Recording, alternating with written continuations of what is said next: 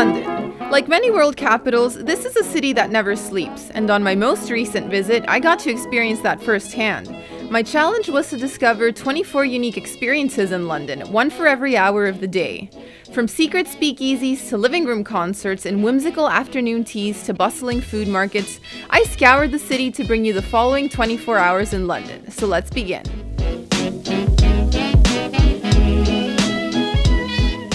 Well, good morning. It is 7 a.m. here in London. It is my first morning in the city and I've just woken up at the CitizenM hotel. And wait until you see the views outside my window. I have the Tower of London right across from me. I skipped breakfast this morning, but for good reason, because there was a unique coffee shop that I needed to track down in Hampstead. Please don't talk about me when I'm gone. Oh honey, though our friendship ceases from now on. It's 8 a.m. and we just dropped by Cafe Barako, and that may be the smallest little coffee shop I've ever been to. It's set in an old red telephone box and they make some delicious coffee. I actually ordered myself a latte. With a bit of caffeine in my system, I continued on to my 9 a.m. activity, which was walking up Parliament Hill in Hampstead Heath. This is a lookout point where you can stop and enjoy the city skyline. Aside from offering great views of the city skyline, this is a beautiful naturescape. You have woodlands, walking paths, and lots of people walking very friendly pups.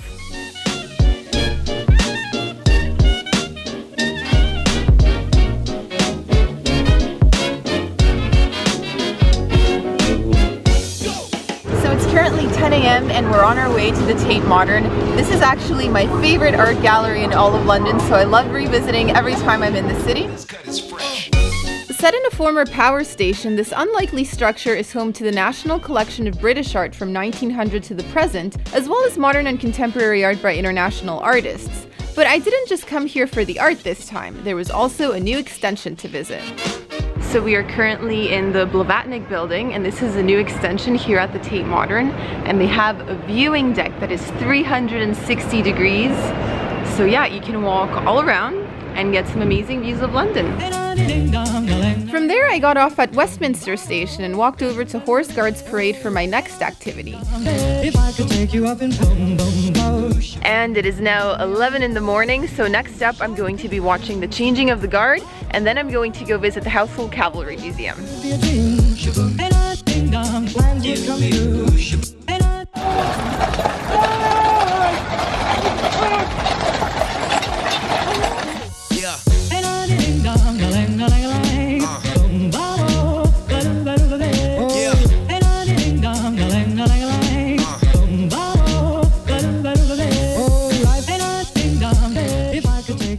So now that the changing of the guard is over, we're going back into the Household Cavalry Museum, and you can actually look into the stables and watch the horses come in and the guards dismount.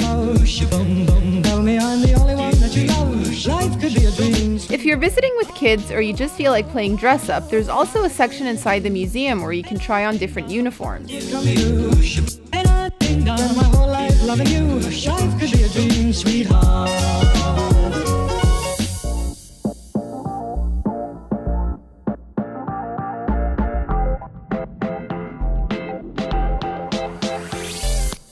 Alright, so it is 12 o'clock and we're currently on the Thames. We're about to do an adventure and adrenaline-filled tour.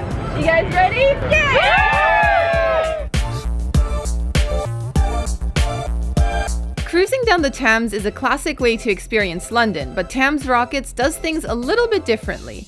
They show you some of the city's highlights by Speedboat, all while pumping music and sharing all kinds of interesting London facts that you won't find in any guidebook.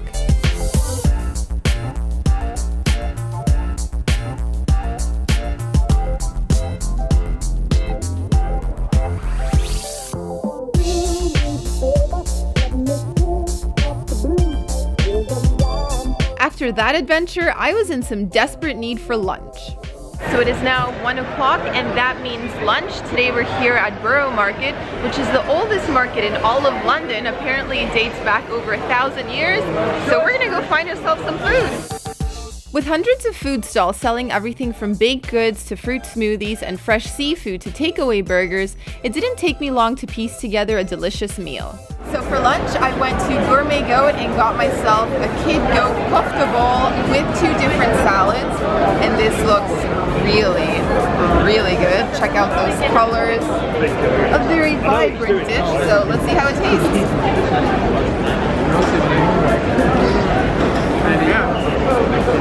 That's an explosion of Mediterranean flavors.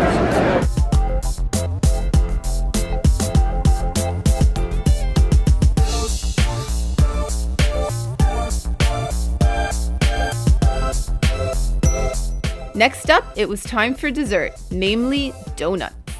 So for dessert, I got myself a little something sweet from Bread Ahead. They're supposed to have some of the best donuts in all of London, and I got myself the classic vanilla. Oh my goodness. Filled with cream, so much cream. What can you do in the middle of the afternoon in London? I made my way over to the West End for a show.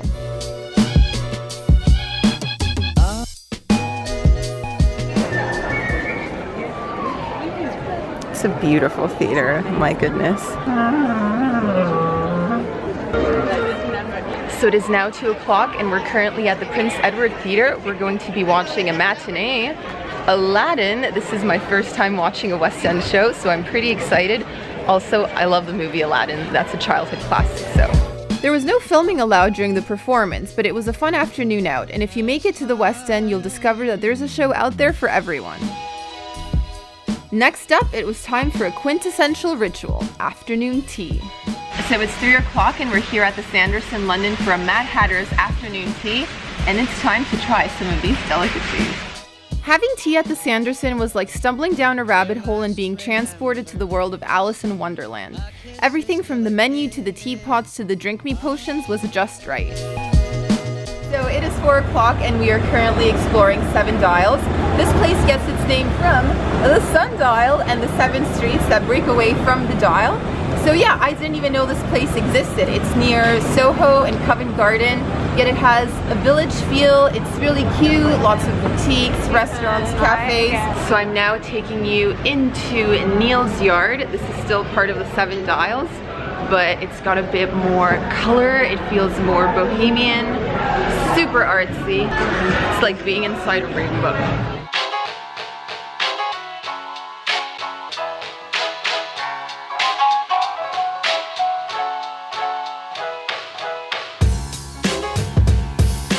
Handbags, jewelry, and chocolates. I window shopped for it all before finally stopping for a sweet treat.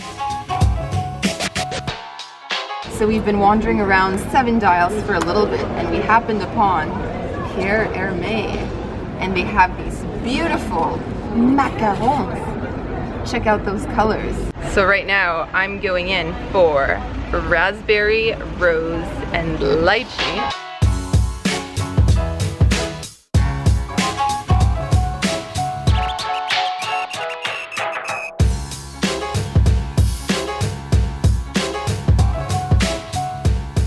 So right now it is 5 o'clock and we are at Queen Elizabeth Olympic Park and we're going to be riding the Arcelor Mittal Orbit. This is the tallest and longest tunnel slide in the world, and honestly, I'm feeling a bit nervous. Excited, nervous, a little bit of everything. There we go. Very fashion forward you here. You are now in full orbit swag. Oh yeah. Okay, so How you what feeling? you want? I feel nervous now. Alright, we're higher than the Statue of Liberty right now. Yes. And we're gonna ride the slide. Stockage Friday. What have I gotten myself into? I feel like I'm going into surgery. So, hand forward and up. Okay.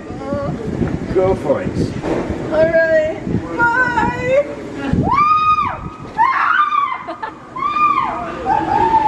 So a little bit shaky, but I survived. I was screaming the whole way down and I actually didn't even realize I had come out of the slide and I was just lying there and I was still screaming, so they actually had to like shake me awake, like, it's okay, it's okay, it's over. Next up, it was time to explore street art, so I hopped on the train to Croydon. The Rise Gallery has been doing a lot of work to help connect local artists with property owners, and this has resulted in some pretty beautiful murals around every corner. So right now we are walking along a stretch known as the Legal Wall, and this is basically open to the public. Anyone can come here and just have fun with some paint and get creative. Sticking with the art theme, for my 7 p.m. activity, I attended my first Late. This is when museums and art galleries stay open after hours, offering extended admission or putting on special events. I was in town when the Royal Academy of Arts hosted the last of its summer Lates, titled The Other Paradise, and guests were dressed to impress. So this is my first time attending one of the Lates, and I've thoroughly enjoyed it.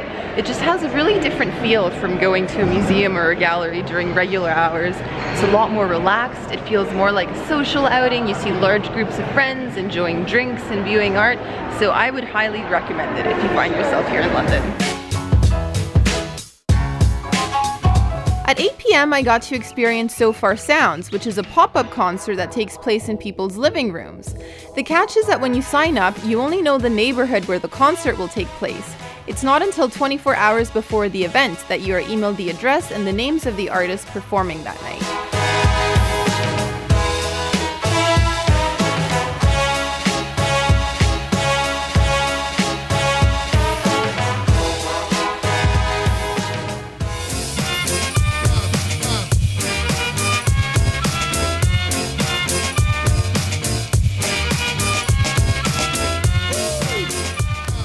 It is now 9 p.m. and we're currently at Brixton. This is a really cool container park where you have bars, cafes, restaurants, shops. So I think it's time we find ourselves a little bit of food because we've had a long day and I'm hungry.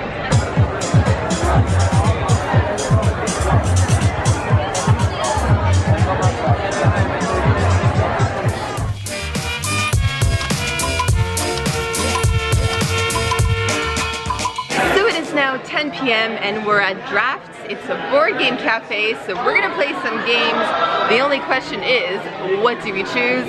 So many options! So we've settled on a game. We're gonna play Riff Raff and build a pirate ship apparently.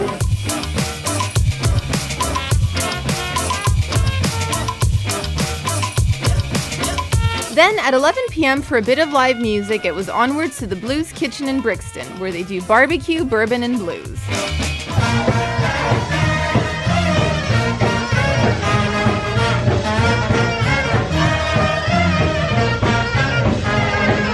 So that was a lot of fun. The show just ended and we all had a really good time. We were actually listening to a band from the Netherlands that did like jazzy orchestras. It was really unexpected, but really cool.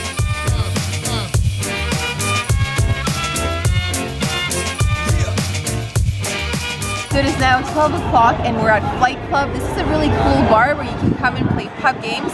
So we're gonna try our hand at darts. We've got some friends waiting for us downstairs, so let's go in. Flight Club is a bar that puts a twist on the traditional English pub by adding modern darts into the equation. Groups can book an oki, which is a throw line in a game of darts. I went into this with no dart throwing experience, but I didn't come out last.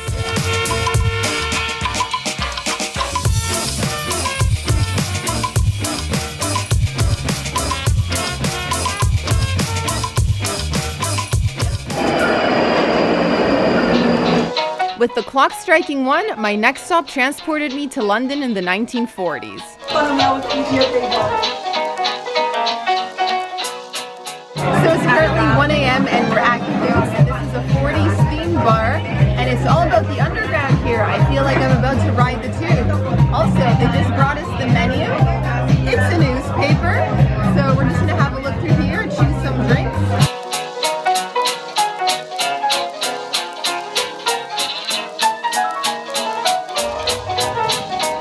So it is 2 a.m. and we are currently in Chinatown, which is known for its late night haunts and dim sum. We have chosen Opium, which is a bit of a hidden gem. They only have a tiny little sign and you have to look for the jade door. So let's see if they let us in.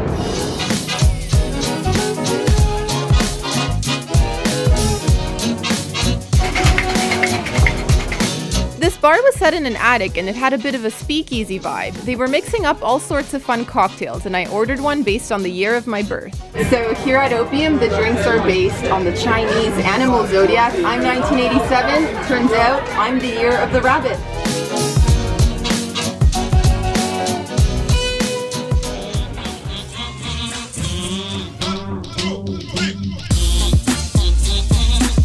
How have we gotten this far into London's nightlife scene without visiting a club? I don't know, but that changed at 3 a.m.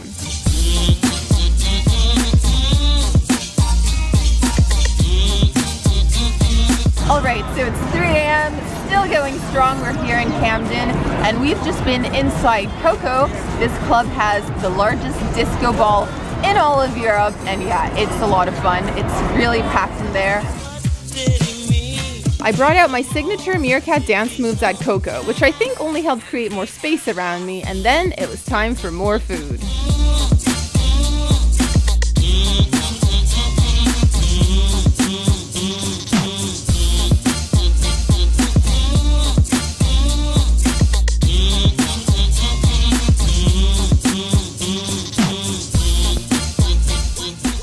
So it is now 4 in the a.m. and we're at Bagel Bake. I've ordered myself a salt beef bagel, which is massive by the way, almost the size of my face. So let's tuck right into this.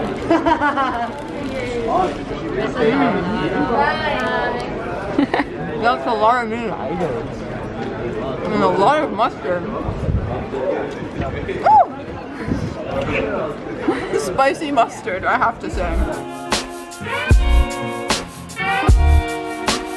So it is 5 a.m. and I am currently enjoying a little morning stroll along the south bank of the River Thames. Got Tower Bridge in the background, and yeah, the city hasn't quite woken up yet. Rush hour hasn't started, so it's very peaceful, very tranquil, and I think it's a beautiful time to be out enjoying London before everyone else wakes up. Last but not least, the final activity of my 24 hours in London was breakfast at Duck & Waffle. Located on a 40th floor, this restaurant has amazing views over central London and they are open 24 hours a day. So here we have Belgian waffle, confit duck leg, a duck egg, and we also drizzled a mustard maple syrup all over. This is going to be tasty. So that was a really good meal. It was the best duck I've ever had. So tasty. And now let's enjoy some views over London as we go down 40 stories.